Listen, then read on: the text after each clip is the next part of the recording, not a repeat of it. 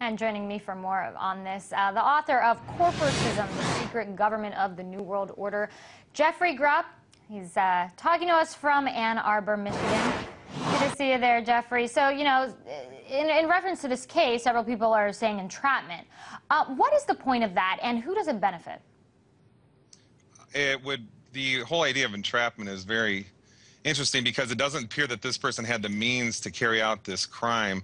So that would appear to be a case of entrapment. But the whole point of why this can happen, where the government is basically creating these criminals, is very, very interesting. I mean, the government is breaking the law basically every day. They don't operate according to the Constitution. And yet the American people are sitting here talking about the Constitution this, the Constitution that. But yet the government is not obeying it. So what system is the government obeying? That's one question. And then second of all, why does everybody stay so concerned with the Constitution when the government isn't? It's a very, very troubling scenario.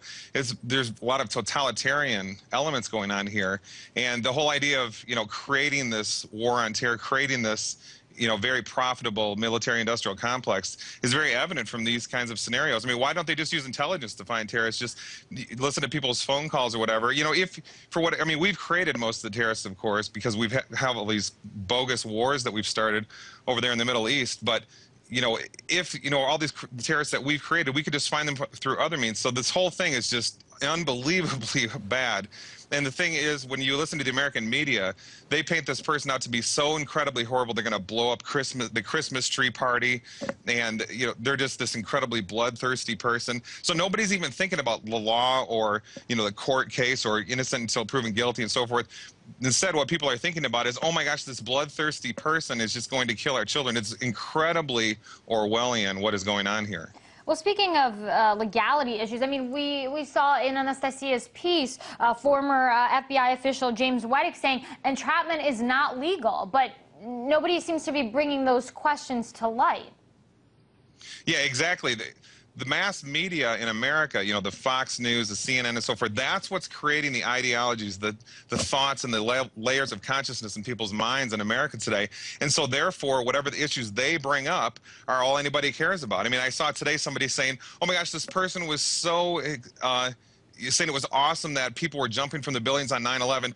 That's not relevant to anything going on to this case. A lot of people were probably saying that around the world after 9/11. It doesn't mean that they're guilty of this or that crime, but yet the mass media in America brings it up. So therefore, that's what everybody starts to debate and paints this picture of this horrible person. So the idea of law and, you know, is entrapment legal or illegal, or was entrapment used, which I think it was, is all the furthest thing from anybody's mind. It's very, very disturbing. And of course, anytime that we talk about entrapment or possible cases of entrapment, we have to ask, you know, what is the incentive there? Because let's not forget, I mean, these things cost a lot of money, a lot of time, a lot of effort put into this. Why? Well, they're creating a fear state. I mean, none of this needs to happen. Okay, we don't even have any evidence that any of these terrorists from 9/11 really did anything that we're told that they did in the mass media. I mean, you look at the Pentagon on 9/11, remember when the building, the Pentagon collapsed about 15 minutes into it? You look at it beforehand, and none of the windows were even broken. You tell me how a jetliner going 500 miles an hour could have hit that building and done that. The whole thing seems to smell like it's fake, really. But yet, this isn't even an issue in anybody's mind. So it's really, really interesting how the whole thing could be just simply made up, and yet we're sitting here fighting with each other about, you know, all these little terrorists that were supposedly exist, but none of this is empirical. So the empirical mindset, the scientific mindset, is what is needed to save us all from this incredible massive irrationality that we have across America going on. Which is based in, you know, that's when you have a fear state, everybody loses track of their logic. And I know that's a cliche, but it's exactly what's going on. I mean, you look at all these, you know, fear states in the Soviet Union or McCarthyism in America decades ago. The same thing is being set up now, but when you're in a fear state, you can't see it. You can go up to someone and say, hey, look, we're just living in this crazy fear state, just like we did decades ago. Can't you see it? And you can point out examples, but if the person is in that mentality of fear, they don't care. They just want blood. They just want to get somebody. They just want to get the enemy, and there's no logic involved at all.